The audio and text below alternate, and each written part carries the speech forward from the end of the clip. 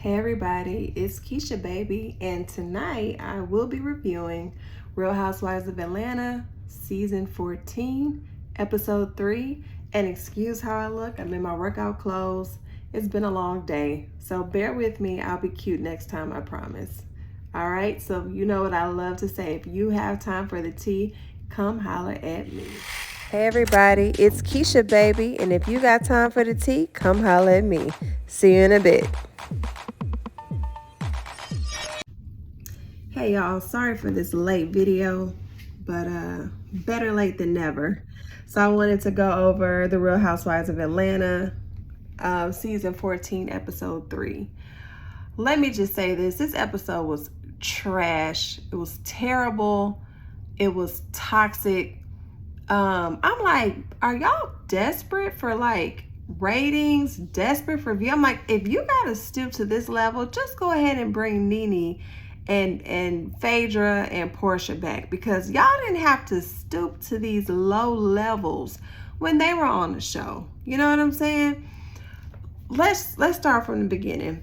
It starts off with Kenya shopping for a place to have her daughter's birthday party. Kenya's turning 3, and let me tell you, and I say this in every video, I'm gonna stop saying it. I'm not a Kenya fan, but Brooklyn is so cute and so adorable. She's actually making me start to care for Kenya because I love her daughter. She's so beautiful. So, you know, she's talking to a lady about decorations and the menu. And so Kenya asked the lady, like, how much do you think this is going to run? And she's like, probably between 10 and 15K. So Kenya gives her spiel that she's been given for like 15 years. You know, I'm going through a divorce. This is the longest divorce ever. I know y'all ain't got that much stuff. Like, what's the problem? So she basically says that Mark is paying child support, as he should, because I don't ever see him helping with the baby. And she says that the only thing that's left is spousal support. And maybe he made the comment that he doesn't want spousal support, but Kenya's like, okay, if you don't want spousal support, what is the holdup? Let's sign the papers and move on. Child, Mark trying to be a kept husband, allegedly, okay? You know this girl take care of your daughter. You know you don't help out. That's what it looks like, allegedly. I know you ain't trying to get spousal support. I gave you options on the last video. I told you, check out McDonald's, check out Wendy's, check out something, but get out of her pockets. But y'all, let me tell you, she said that Mark can see Brooklyn anytime he wants to in Atlanta, not in New York where he's at. Why can't baby girl go see her dad in New York? Why can't she go to his house or maybe meet her siblings? Or like, what is going on? Do y'all think that's weird? I think that is super weird, to where you don't feel comfortable with your baby girl going to the state that her dad lives in with her dad. We will probably never know what type of person Mark is to its entirety, but that's a little cringe-worthy and a bit scary for me, that it's almost like you don't trust him with your daughter unless he's under supervision. And I know men don't like that, and that may be why he's not proactive in coming to see Brooklyn, because he may feel like the situation is controlled. But that's a sad situation. I really do hope they can get over themselves, or get over whatever it is, and have a healthy co-parenting relationship, because Brooklyn deserves it. She absolutely deserves it. All right, so the next scene, they have Sheree in the gym. Look, I don't know how old Sheree is, but I'm sure she's up there, but Sheree is fine. You can say what you want to say, she fine. She fine. It is what it is. So Marlo meets her at the gym, and of course Marlo's like, I'm not about to work out. I'm just here for the scene. So Marlo's getting parenting advice from Sheree. And then Marlo is giving Sheree tea about Sheree and Drew's assistant. And so Marlo, tells Sheree that some of the tea that's being spilled is that Sheree didn't pay the assistant. I've been hearing on this show that Sheree don't never pay anybody. So at this point, if you still doing business with Sheree, I don't want to hear you whining and complain about you didn't get paid. You've been watching the show just like me. Okay, that's a check that ain't gonna be cashed. Okay, so Sheree, why you don't pay people? I mean, I know you was getting a house together for 15 years, but come on. You want your money, so pay other people, okay? Maybe you need to find another job too, because, what do you do outside of Real Housewives of Atlanta? And that's every blue moon. I don't know how She by Sheree is doing, but I don't ever hear anybody talking about it. So, Sheree, let's pay people, please, okay? So the next scene, Kandi and Todd still having the same discussion. Looks like this is going to be the same discussion for the whole season. Todd said he feels left out, and, it looks like he has some resentment towards Kandi. They're used to doing projects together. Kandi tells Todd, I feel like you tried to limit my role when we did projects together. So she's kind of branching out on her own. Todd's definitely in his feelings about it, like he was the last 2 episodes. Next scene is Drew and her assistant. They're looking for a present for the Miss Beautiful Brooklyn. And then Drew's assistant confirmed that Sheree never paid him. But according to Sheree, when she was talking to Marlo, Sheree said she never hired the assistant. So somebody lying. Both of them could be lying a little bit, but somebody lying for sure. So maybe we'll get the rest of the story later on. I don't know. We'll see.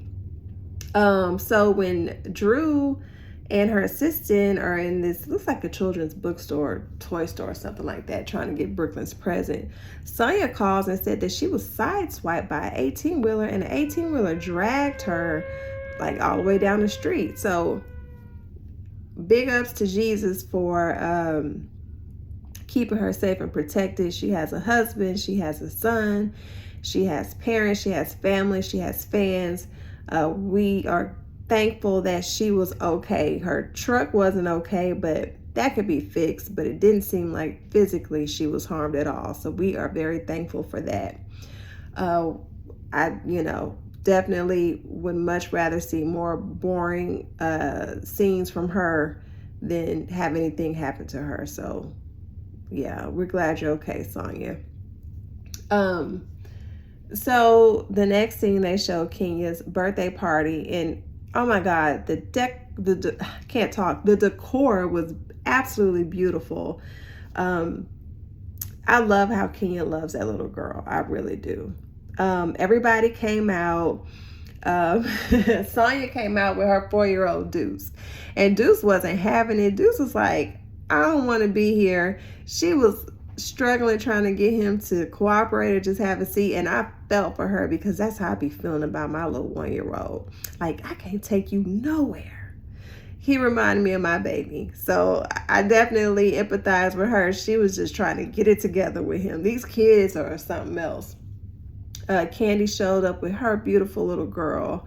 Marlo showed up, and she was actively playing with the little girls and actively having a little tea party. I thought that was just too cute. We had a surprise pop-up from Monyetta Shaw, that is Neo's ex. They weren't married, right? We'll just say baby mama, because I don't remember what their relationship was, but I don't think they ever got married. Then they do a little flashback from 3 days ago. That's what it said on the little prompter, where Ralph and Drew are having a conversation, and Ralph has been sleeping in Makai's room. I guess that's their son. And so he says, "Oh, Drew, I felt like you spit in my face when I had that dinner, and you were asking me like valid questions that needed to be asked, but I'm just like too much of a jerk to answer them. I cannot stand Ralph at all. I don't like him at all. I don't like Ralph." Okay. So then Drew says that he went to the Lions and had 2 Long Island iced teas as if he was on a date. And Ralph was like, "Oh, I was there with my boy." I don't believe Ralph. Ralph be disappearing. Ralph be doing his own thing. That's what it looked like, allegedly. Okay. So this is why I'm going to rate Real Housewives of Atlanta. Season 14, episode 3. You know what? I'm going to rate it a 3. Because they wanted to play this game called What's the Tea at Brooklyn's birthday party, or Spill the Tea, What's the Tea, something like that. And it's basically where you write down something messy on a card about one of the guests that's there. Why would you do? And I'm Team Candy. Candy looked irritated, like, why are we playing this game at a kid's birthday party? You know how it can get. What is the purpose? And I'm like, Bravo producers, are you that desperate to try to drum up some drama that you felt like it was appropriate to do it at a kid's birthday party? And as a parent, I'm extremely disappointed in Kenya, because I would not have allowed them to do that at my kid's birthday party, because what we're not going to do is bring any toxicity around my children. I'll play this game with you. I'll be messy with you. I'll go back and forth with you, but we're not about to bring this around my kid. Because, you know, Kenya stands up for herself. She will talk down or talk crazy to anybody, but you didn't feel like this was appropriate to talk crazy to the producers and say, "Hey, y'all come up with another scene. We're not going to do this at my kid's birthday party." I was completely disgusted. You know, these are Black women. Majority of the women there were Black. Majority of the kids there were Black.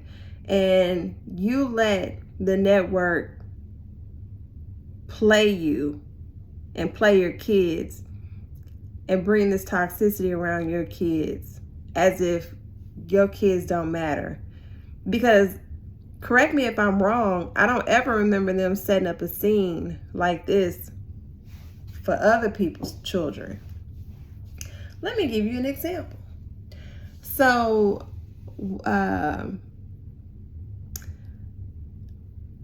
okay, Monyetta pulls a card and confesses that she's all natural except for her boobs. So I don't know if someone put that out there, you know, about Monyetta saying that she's claiming she's natural, but she's not.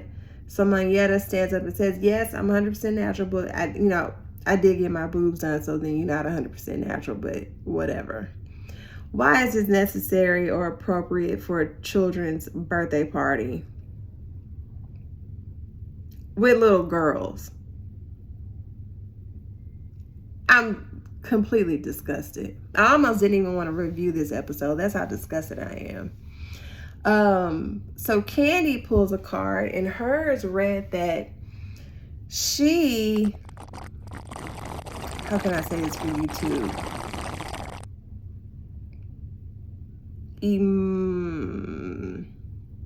Gave fellatio in a locker room. So Candy was visibly irritated that somebody would write that down. She said it's absolutely not true. She absolutely has never done anything like that in a locker room before. But, you know, I'm kind of like Candy. I wouldn't have even read that card out loud because it was children around. You know what I'm saying? And whoever wrote that, which they think is Marlo, I don't know. Everybody's pointing to Marlo. whoever wrote that around a bunch of little girls, like, that's just a trashy thing to do. And you know what? This whole time, Kenya's cool with it. Like, she don't have a look of disgust. She ain't really correcting nobody. She just kind of sitting back and letting everything happen. And I'm like, Kenya, you know what?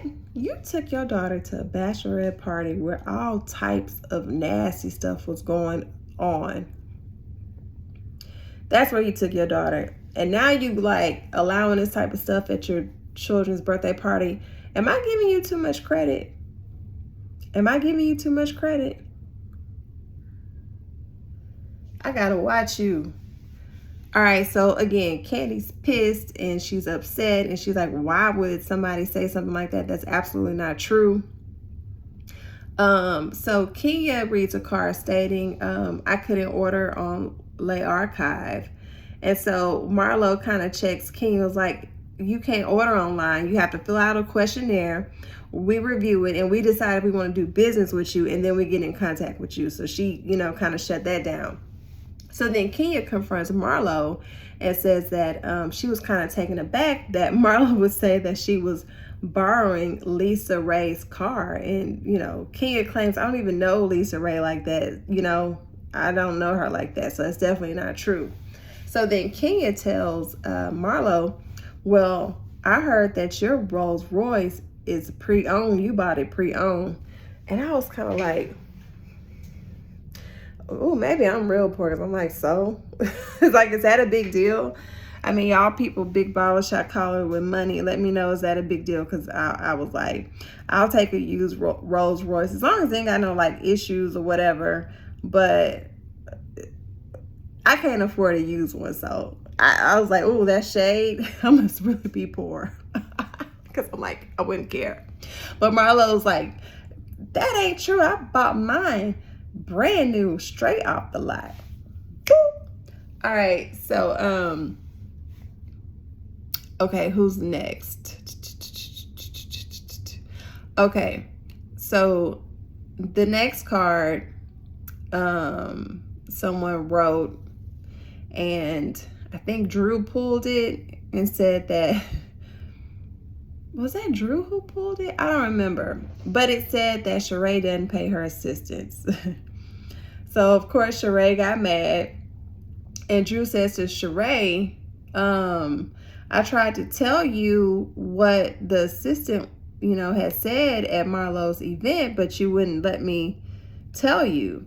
So then Sheree's friend says, well, that assistant is messy because he even said that your husband was bright rainbow colors of the rainbow, the alphabet community rhymes with hay. Ooh, not Sheree. Drew got mad. She was like, don't you ever disrespect my husband and blah, blah, blah, my husband don't. I'm like, okay, see, I'm not. You really defending your husband hard, but he don't defend you. And he run back and tell his little assistant everything that you say about her. I would not be going that hard for him. It's not that deep. Okay? So, they kind of checked Drew, like, why are you so mad at Sheree's friend? It was the assistant who said that. And so she's like, oh, I didn't hear that part, So Sheree calls Drew. She was like, you a dizzy. Let me tell you something. When Sheree gets mad and Sheree goes back and forth, man, she spews out venom. Like, her mouth, she looks all pretty, but Sheree is hood. She got a hood mentality, and it don't take much to bring it out. So that was the end of this episode. I was very disheartened by it, very turned off. The producers were reaching. I guess they're like, man, we're on episode 3 and nothing's been going on. I would much rather them kind of stay even kill, like on episode 1 and 2, for them to pull this stunt at a kid's birthday party. One of the mothers, who was a Karen, she got up. She was like, oh my God, my daughter is here. My daughter is here. Like, how dare you? Look, I mean, she was right, though. She was being extra about it. I mean, I wouldn't have just, my daughter's here. My daughter's here. I would have been like, baby girl, let's go. Because I ain't about to be hanging around these black folks acting like this. Let's go. You know what I'm saying? I would have kind of creeped out, but she definitely made a scene. But these guests, the majority guests, they watch the show. They know what kind of drama goes on. But I guess they assumed, oh, it's a kid's birthday party, they should be safe. And you know what? I would assume that too. But they allowed the producers to make them look like clowns and disrespectful women with no couth in front of the young black girls that were there. And I'm completely turned off and disgusted. Real Housewives of Atlanta, wow, you are tanking. I hope y'all get it together. That's all I have for tonight. Like I said, when you see it, it'll probably be tomorrow morning. But everybody, love each other, take care. Prayers to the families in Buffalo, New York, the families, the friends, the co-workers. Just devastated. The victims look like me, and it's a problem in this nation that we need to address. Hug your loved ones tight. Hold on to your kids. Be nice to everybody. Love everybody.